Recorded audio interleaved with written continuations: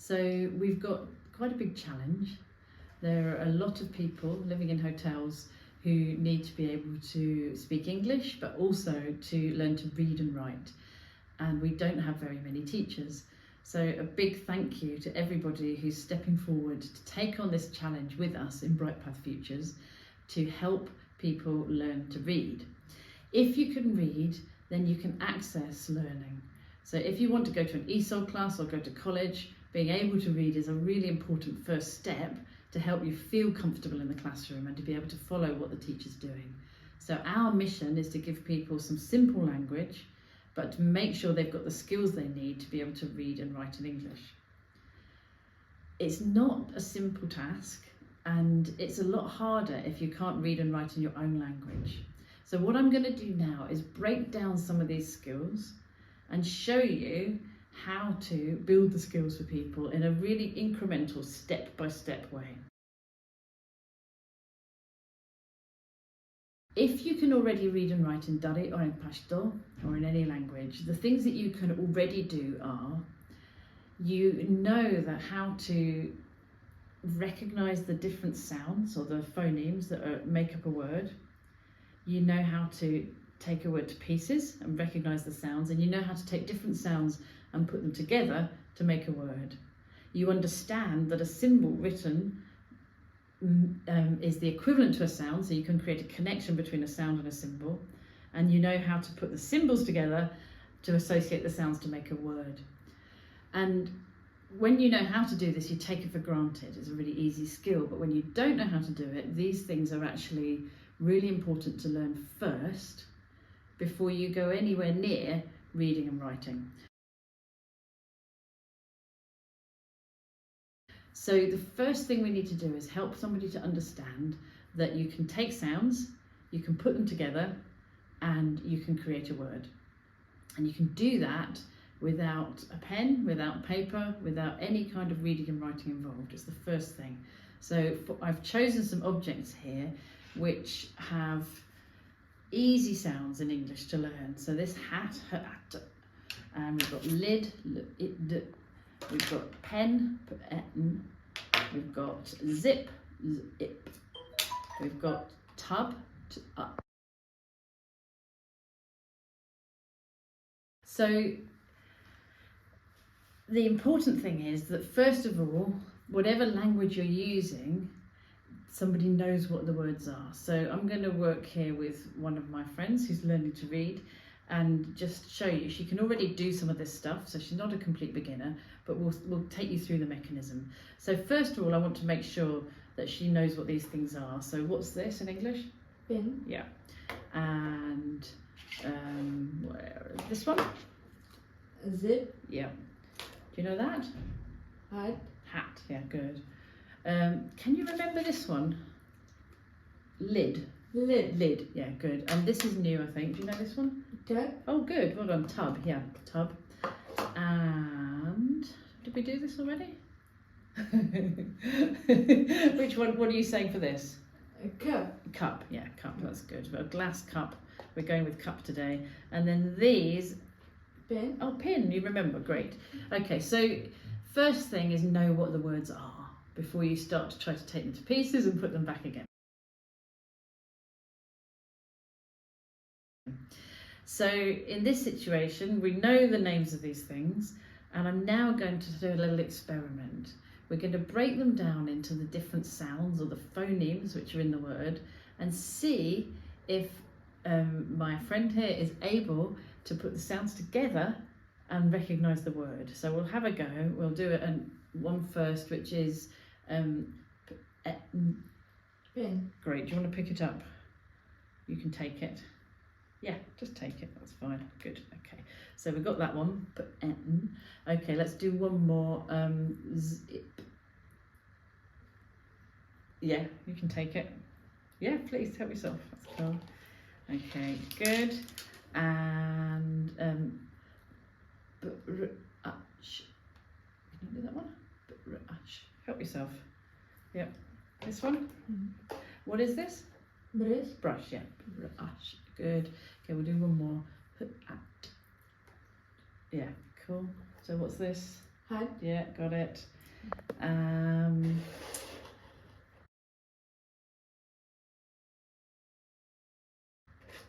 What's this?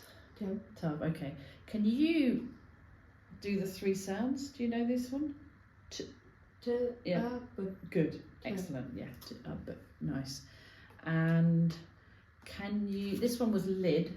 Lid. Can you do the three sounds? D. Nearly. So it's Le. I. D. Nice, excellent, okay. Thanks. Should we do one more? So what's this? We'll go with cup. Cup. Yeah. So we've got three sounds. B. Nearly.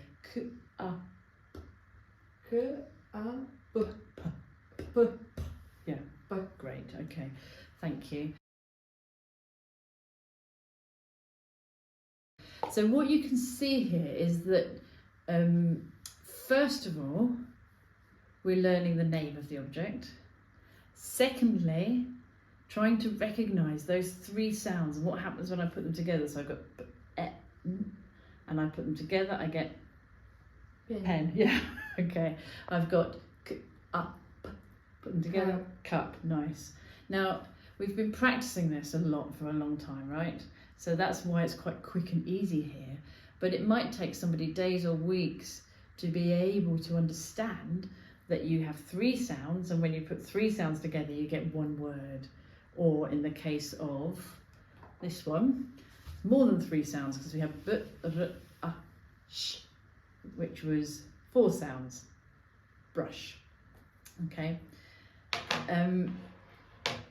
So all of this, and we haven't got a pen, we haven't got paper, we are not reading, we're not writing.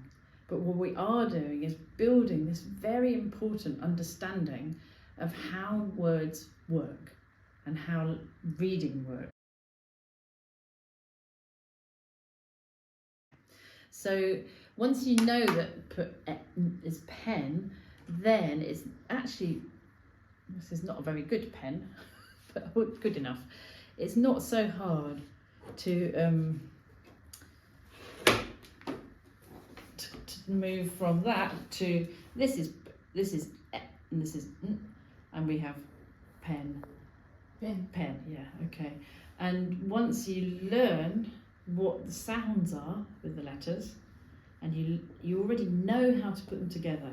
If you've learned first that you can put sounds together to make words, then when you get to this stage, it makes much more sense. It's much easier for people to learn than if you start with writing. If I start with writing and reading, then that poor person is having to learn so many new things at the same time. They're having to learn about sounds, they're having to learn about putting sounds together, they might be trying to remember the name of the thing, they're having to remember what sound each letter makes. There's too much just in this simple thing, so that's why we have to break it down into these quite small steps. Okay, so Tahmina, you've been working with the ladies. Yes. How are you finding it? I find they can pronounce the words, like they can say pa, a, na, but they cannot make it together, like they cannot say pen, like sun. They can say sa, a, na, but they cannot say sun. This is the main problem right now. Yes. With us. Yeah, and I think that shows you just how difficult this is. And that's why I'm suggesting that we practice without writing first. Okay, so we're going to break these skills down. So the first thing we're going to practice with real beginners is just this recognition stage, okay? Like the first thing we just pronounce for them, and this, like we can say it's a brush and we break it, but sure, like this. Well,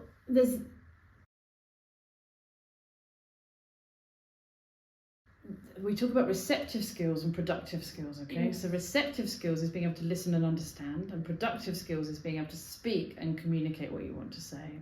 So the easier one is the receptive, the being able to listen and understand. So when we do this activity with here, It's like with these objects, we like receiving, exactly.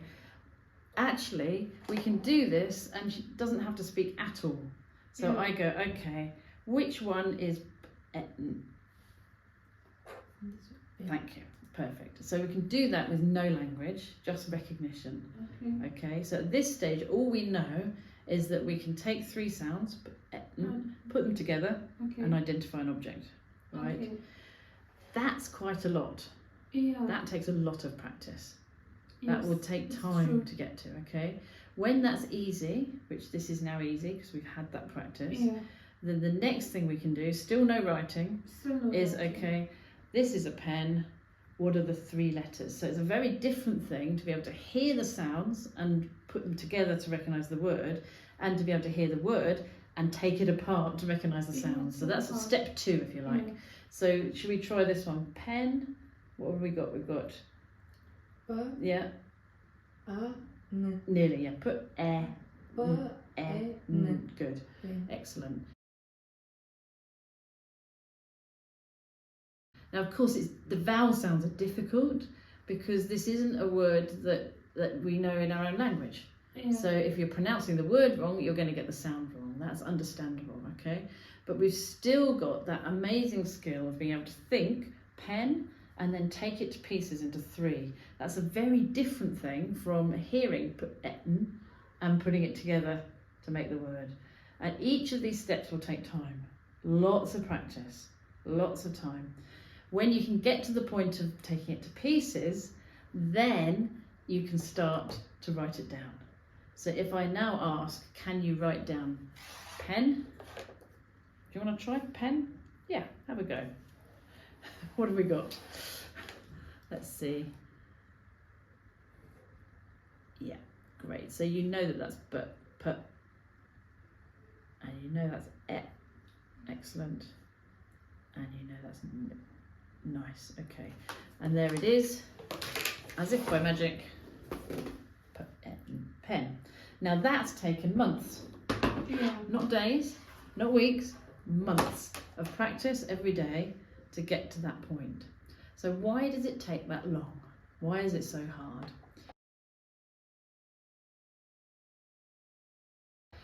If you've never done it in your own language, if you don't have an understanding that you have to take words together apart and put them together, and you don't know that a shape on the paper makes a sound, then that takes a long time to understand. When we're young particularly, our brains are very plastic, or they change and they grow. So as we do something, our brain creates a little pathway or a connection to make that thing easy. If I play football every day when I'm 7, 8, 9, 10, the bit of my brain that's good at football will grow, and my brain will shape itself around my activity. So I'll find football much easier because the neural pathways, the neural connections have shaped around what I've done. If you learn to read and write when you're a child, your brain grows pathways to help you with those skills. So there's skills, for example, like sequencing, putting things in order. Put is first, e is next, n is the last one. So it's sequence 1, 2, 3. And your brain has to organise those sounds and put them in the right sequence. If you've learned to read and write as a child, your brain will have learned those organisational and sequencing skills in a way that if you haven't learned to read and write in your own language as a child, it won't. So you will find that people know that it's put n, but if they try to write it down, they might put the put first, then the n and the e at the end, because their brain hasn't grown the neural pathway or the connection that help them to organise and sequence things in the same way that it would do if they'd learned to read and write in Dari, okay? So it's, when you're learning as an adult, you can still grow those connections, but it's going to be a much, much slower. And it will take time for people to get it. But as we see, time works magic. And this is a bit about the green and the red, right, in our workbook. So the red letters are the ones that we want people to learn the sounds of the letters. The green words are the ones where you just need to know what they say. We call it sight recognition words. And some words you can't spell out, you can't sound out, but you need to be able to know them. So I'm going to try and work this word out, But if I already know that this in English is a, do you know that one? Carrot? You know carrot? Okay. So if I know that's a carrot, then when I come to this word here, I've got 3 ways of working it out. I can sound it out. Okay. I can just know what it looks like because I recognise the whole shape. I've seen it before. Or I can guess it because I can see the picture. So I'm using the context, the words around it or the prompts to help me learn what it is. And when you learn to read, you have those 3 different elements. You've got the sounds, you've got the recognising the shape of the whole word, and you've got the clues and the context to help you guess. And they're all necessary. You have to have all 3 to be able to read. So when we're practicing with reading books, we're helping people to sound out some words, to just recognise some others, like this, I know this is an ing sound, I recognise it from before, or to guess what it is from the context. And the more, now once we've got to this stage where you can take those sounds and put them together and apart, starting to use books and practicing with books will make reading kind of grow much faster.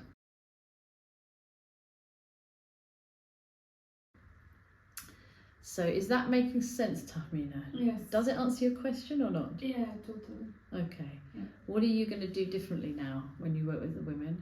What will you try?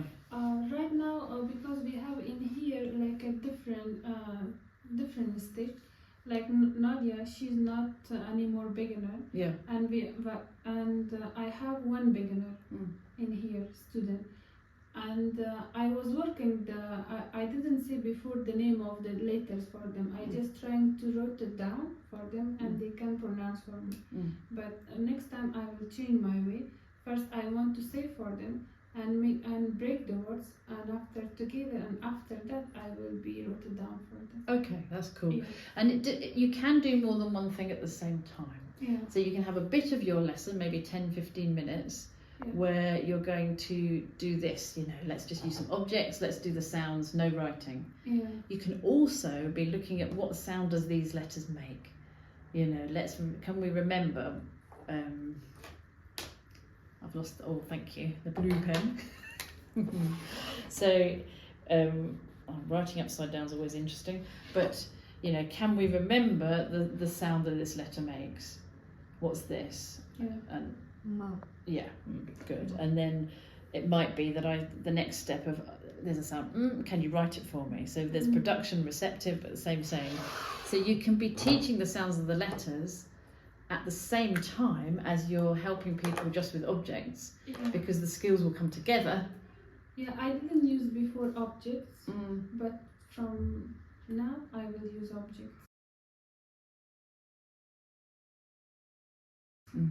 And when you choose the objects, you have to choose them quite carefully, because some of these phonemes, you know what a phoneme is? Yeah. Yeah, so the phoneme is the sound rather than the letter.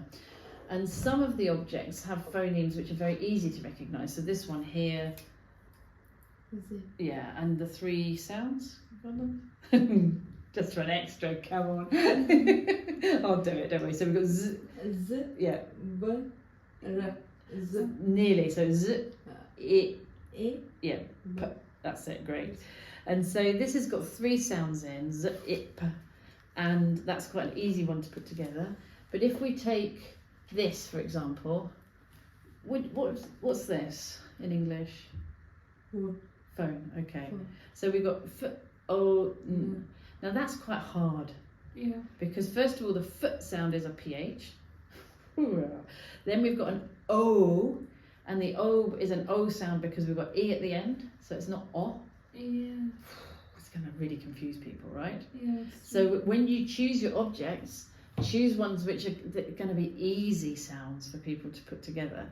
So this is nice and easy to tub, and this one is a little bit harder because it's k, e, s, and that e sound is made with an ey. Well, that's really not beginner, you know. That's a bit more advanced. So I had a good think when I was putting these objects together about the sounds they made, and I've chosen them quite carefully so that they're easy for people to use.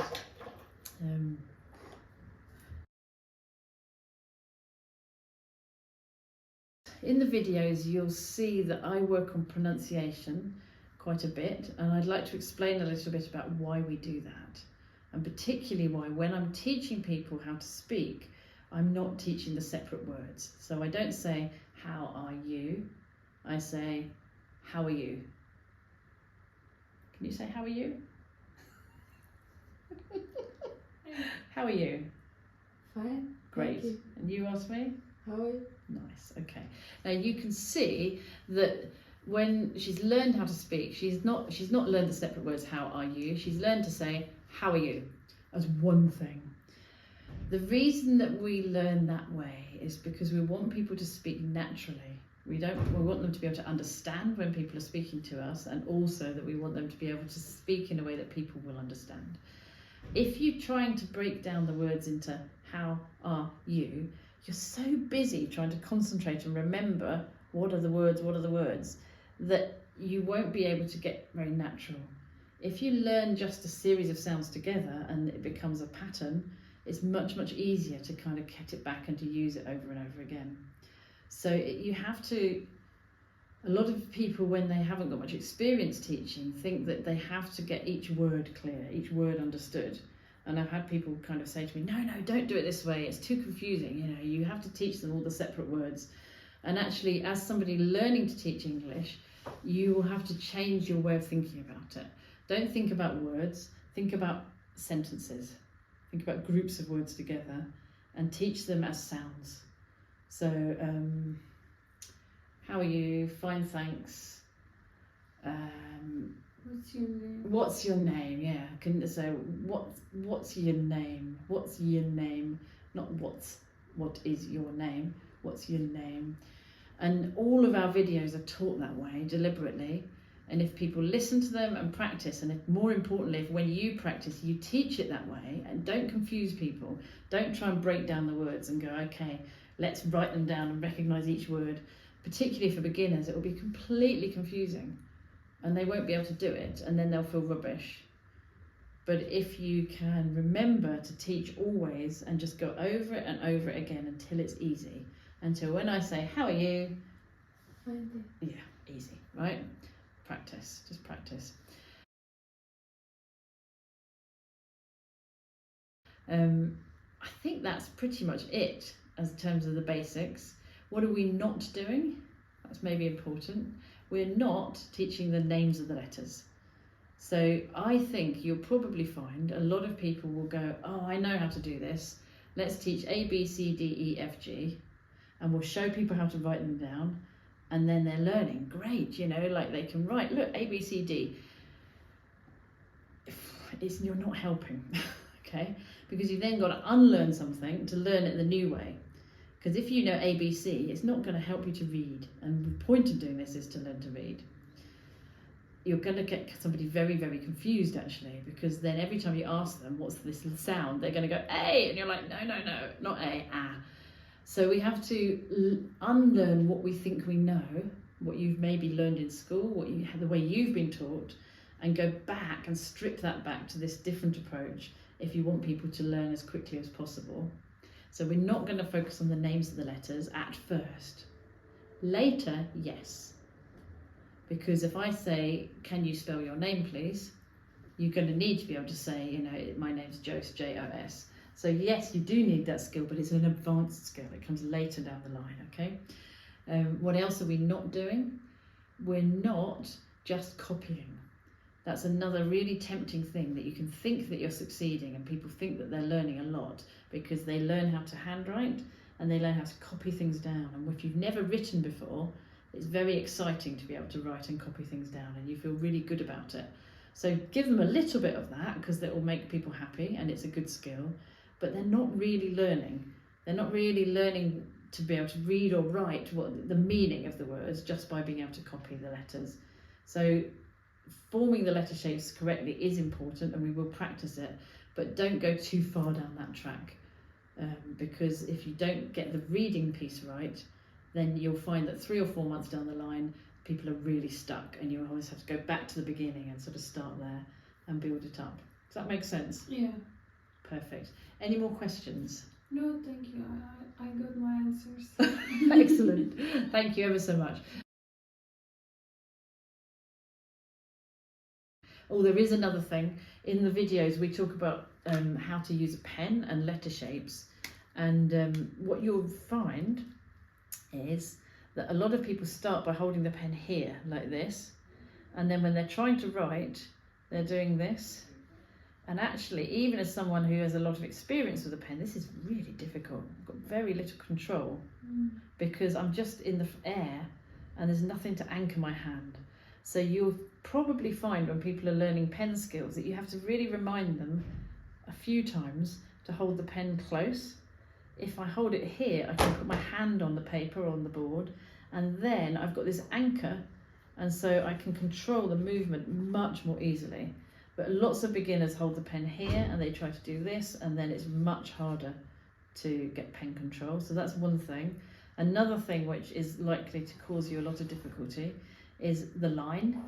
You'll find that people will do their letters up here and they're kind of dancing up off the line, or they're in the middle of the line, or they're underneath, or they do it but the letters which should go underneath don't go underneath. So that takes a little bit of practice as well to help people understand how to. The letters are often very big, so after people have started to write for a while, I usually say, right, make these small, and then the letters get smaller, put them closer together. And suddenly somebody whose handwriting can look very childish can overnight almost have a handwriting which looks much more like an adult, because once they've got the basics, they can shrink it, they can experiment with spacing, and suddenly they've got a much better set of writing skills. So these are the things that I've learned over the last few months that I'm passing on to you. Thank you so much for your help. Let's get everyone in the country reading and writing. It's a really important skill to be able to join in with society. It's crucial. Thanks for your help with the mission.